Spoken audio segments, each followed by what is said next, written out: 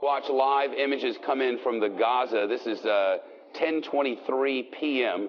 Obviously, it's hours later there, and nightfall has been with them for many hours, and there have been a lot of incursions. Our correspondent there, Leland Vittert, mentioned all of the sorties that the Israeli Air Force are flying in, and they've hit a lot of targets today.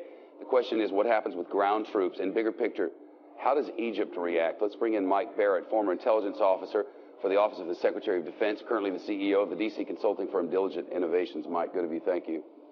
Afternoon, Shep. Let's start with these ground troops. It's one thing to mass them. It's another thing to send them. It is, but I mean, you're talking about 30,000 reservists reportedly called up, and again, as you just reported, the bomb or the missile that was sent towards Tel Aviv, that's a red line for Israel. So I think what we're going to see here is a dramatic escalation. Frankly, just in the last few hours, it's gotten a lot worse.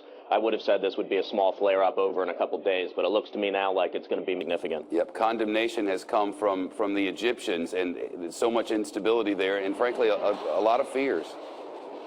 Yeah, that's right. So the big player in the region has always been Egypt. Ever since the Camp David Accords in 1979, the U.S. has been essentially bankrolling some peace between Egypt and Israel. But I think that, obviously with the Arab Spring and all the events that have happened last year, now the Muslim Brotherhood in charge in Egypt, that equation has changed dramatically. The other player we have to keep an eye on is Turkey.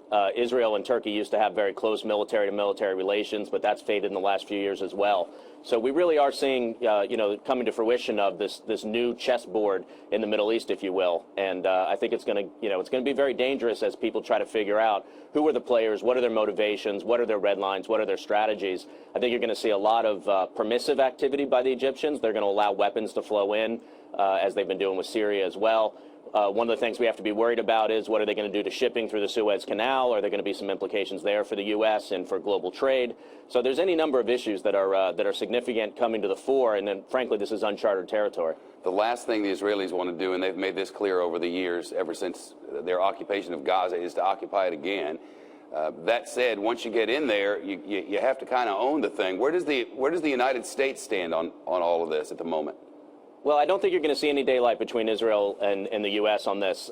Even if just for base political domestic reasons, the administration can't afford, even coming off the heels of an election victory, they can't possibly afford to allow any kind of bipartisan or, any kind of divide based on partisan maneuvers and bickering. So I think the U.S. is going to stand very firmly by Israel in providing weapons, as we historically have done, and resupplying them and things like that. But again, and of course, we have a very active intelligence sharing program. But you start to look also at, the broader escalation of this. Is this a way for Israel to sort of test out their Iron Dome system and the 300 missiles that have been launched at them just in the last couple of days? What does that mean and portend in terms of their potential strike against Iran and sort of checking out their weapons versus the Hamas and the Egyptian and potential Iranian responses? Yep, there's that. History tells us that the Israelis don't mess around. If we're following the history book on how this sort of thing works, going back to the conflict with Lebanon and Hezbollah just a few years ago, first you soften up the targets. The Air Force is in there doing that, knocking out their weapons and the rest. Normally, right on the heels of that, with history as our guide, Israel moves. Yeah, you're absolutely right about that. And I think this is one of those situations where, again, there's a lot of uncertainty in the region, and perhaps Israel looked at it strategically and said, you know what, we need to throw the first punch. We want to get in there. We want to do a lot of damage, take out the weapon stockpiles, take out everything we know where it is. And that's why you see so many sorties going in and bombing the missiles and things like that. I do think it's important for people to realize if they've launched 300-some rockets and they've only killed 3 people, that does show you that Hamas is not particularly capable. They can cause a lot of concern, but they're not very good at targeting these weapons. But of course, again, Iran or Egypt may provide better weapons in the future. You're right about that. Mike Barrett live with us in Washington. Hope not to see you much.